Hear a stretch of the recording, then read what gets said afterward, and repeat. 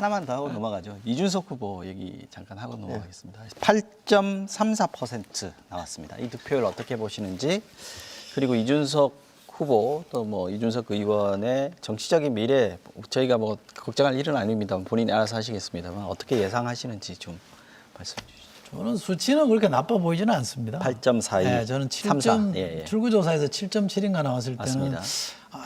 좀 약하다. 원래 한 10% 언저리 넘어섰기도 하고 그 언저리에서 왔다 갔다 했잖아요. 그렇게 보면 좀 더 나올 수 있지 않았나 싶었는데 네. 전체 결과적으로 8.34 나왔으니까 네. 저는 나름 뭐 어느 정도 득표했다라고 보는데 제가 우려하는 거는 이 득표의 내용이 좀 문제가 있습니다.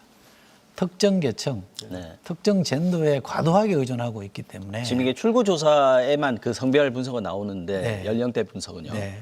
20대 남성이 꽤 상당히 많이 나왔습니다. 한 그렇죠. 3분의 1 정도 네. 20대 남성이 찍었다고 봐야죠. 20대 남성, 30대 남성 이게 주력 지지 기반이잖아요. 이거는 좀 내용상으로 좋지 않다. 그래서 우리가 이준석 후보에 대해서 왜 흔히 이 남녀 갈라치기, 세대 갈라치기 왜 하냐 이런 비판을 많이 하는데 득표 기반만 놓고 보면 그런 점이 확인이 되거든요. 그래서 큰 정치인으로 성장하려면 이거는 좀 극복해야 될 필요가 있고 네. 8.34%보다는 내용적으로 이준석 후보가 심각하게 좀 반성할 대목이 있다, 성찰할 대목이 있다고 봅니다. 그러면 앞으로 성찰하면 큰 정치인이 됩니까? 저는 지금으로서는 그 양대 정당의 후보들 빼놓고는 네. 제3후보로서는 주목을 받을 만한 위상을 갖고 있기 때문에요. 구성 자체가 그래요. 제3후보로서는 좀 유독 눈에 띄는 후보 아닙니까? 그래서 계속 존재감만 가져갈 텐데 이번의 숙제는 지지 기반을 넓히는 노력을 과연 스스로 해낼 수 있겠느냐. 지금은 최소한의 득표를 만들어내기 위해서 특정 자기 지지 기반을 자꾸 동원하잖아요. 근데 그것만 가지고 안 되거든요. 이게 벽에 이른바 박스권에 갇혀 있잖아요. 이걸 돌파하려면 넓혀야 되는데 스스로 그런 노력을 할 수 있겠느냐 하는 문제가 하나 있고요. 제가 TV 토론할 때 보니까 너무 좀 갇혀 있다는 느낌을 받았거든요. 그러나 정당 내부 구도를 보면 제3 후보로서는 또 상당한 독자성을 갖고 있기 때문에 이 두 개의 힘이 좀 기량한다 그럴까요? 좀 충돌하고 있는 것 같아요. 완주한 게 이준석의 미래에 도움이 됐다 이렇게 보십니까? 뭐 그럼요. 도움이 됐다고 보고 저는 사실은 이준석 후보가 훨씬 표를 많이 얻을 줄 알았어요. 왜냐면 이제 제가 여기도 이제 젊은 분들 많이 와 계시지만 제 아들한테 물어보니까 아들이 아빠한테 주변에서 이준석 후보를 찍겠다는 사람들이 꽤 많다. 이렇게 얘기를 했고 또 다른 당협위원장들하고 얘기해 보니까 우리 딸도 그런 비슷한 얘기 하더라고요. 그래서 여러분 그러니까 자식을 가진 사람들이 투표권을 가지는 대학생이라든가 뭐 그 정도의 자식을 가진 사람들이 얘기를 하면서 생각보다 지지가 많은데 뭐 이런 얘기를 하더라고요. 그래서 아마 이분들은 이렇게 응답, 여론조사 응답을 잘 안 하는 층이라고 보여지기 때문에 네. 그래서 더 높지 않을까?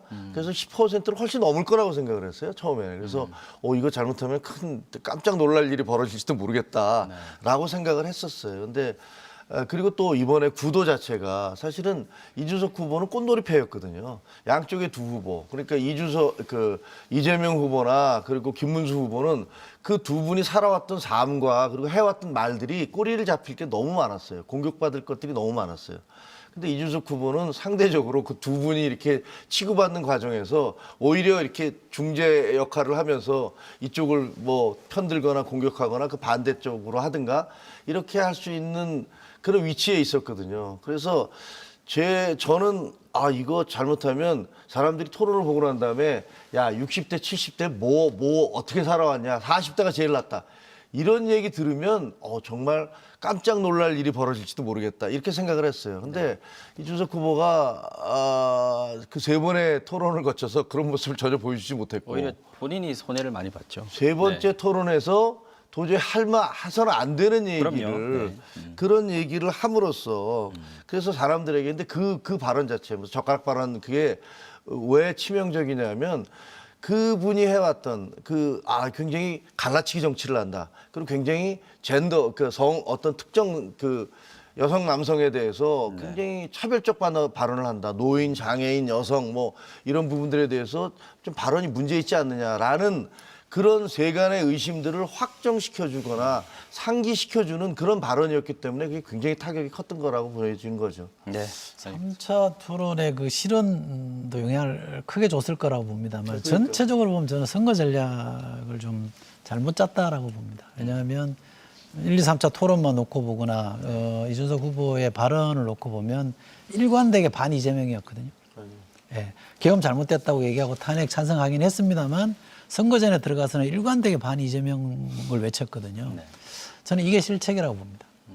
지나치게 반 이재명이었고 그것보다는 반기성이라고 하면서 새로운 미래, 네. 미래 전망 이쪽으로 키워드를 잡고 갔으면 저는 훨씬 더 넓은 득표를 했을 거라고 보는데 선거 전략을 좀 저는 잘못 짰다고 봅니다. 알겠습니다.